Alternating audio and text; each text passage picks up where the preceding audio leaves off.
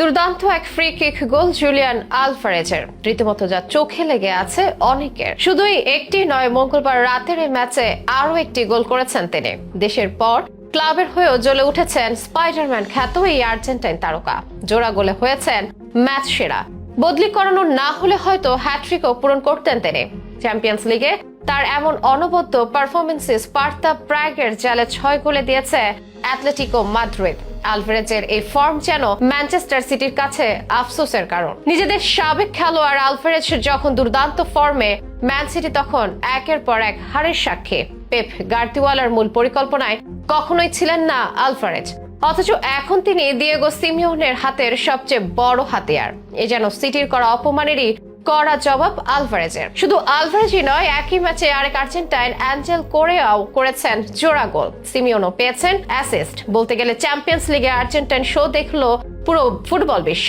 সেখানে মধ্যমণি Julian Alvarez জ্বলে উঠে কিভাবে অপমানের উপযুক্ত জবাব দিলেন আলভারেজ, সে ব্যাপারে জানাবো বিস্তারিত স্পোর্টস আয়োজনে।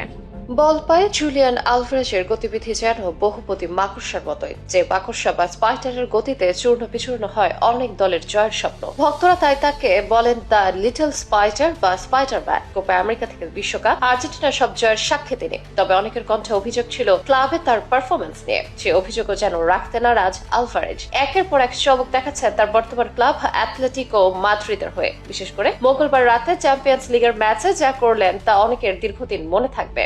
জোড়া গোলের সুবাদে এই ম্যাচে ইমেট এরেনায় স্পার্তা প্রাগকে উড়িয়ে দিয়েছে অ্যাটলেটিকো মাদ্রিদ। গোল উৎসব করে 6-0 ব্যবধানে ম্যাচ জিতেছে স্প্যানিশ এই ক্লাব। অ্যাটলেটিকোর গোল বন্যার শুরুটা হয় ম্যাচের 15 মিনিটে। 20 গজের বেশি দূরত্বে ফ্রি কিক পেয়েছিল অ্যাটলেটিকো মাদ্রিদ। প্রাগের গোলরক্ষক পিটার জেনসেন সেজন্যই বোধহয় খুব একটা সতর্ক ছিলেন না, কিন্তু আলভারেজ যা করলেন সেটা অবিশ্বাস্য। তাকে ঝাঁপ দেওয়ার সুযোগটুকু পর্যন্ত দেননি। দৃষ্টিনন্দন এক গোলে এগিয়ে দেন দলকে। পরের গোলটা তো আরো দুর্দান্ত। ম্যাচের তখন 59 মিনিট, নিজের অর্ধে বল পেয়েছিলেন এই তারকা। এরপরই ছুটতে শুরু করেছেন গোলের নেশা। বিদ্যুৎ গতিতে প্রতিপক্ষের ডি বক্সের কাছাকাছি পৌঁছে যান। বাকিটা ছিল জিউলিয়ানো সিমিওনের সাথে তার বন্ধনের প্রদর্শনী। তিনি বল বাড়িয়ে দেন সতীর্থের দিকে, ফিরতি পাসে আবার তাকে খুঁজে নেন সিমিওনে। এরপর জাল খুঁজে নেন আলভারেজ, করেন নিজের দ্বিতীয় গোল। জোড়া গোল করার পাশাপাশি 4টা সুযোগ তৈরি করেছেন তিনি, সাথে 5টা ডুয়েল জয়। হয়েছেন ম্যাচ সেরা, ভাসছেন সকলের প্রশংসায়। ক্লাবেও তিনি চমক দেখাতে পারেন, সেটাই যেন দেখালেন। বদলি করানো না হলে হয়তো এই ম্যাচে হ্যাট্রিকও পূরণ করে ফেলতেন আলভারেজ। অথচ এই আলভারেজ পেপ গার্দিওলার মূল পরিকল্পনায় কখনোই ছিল না।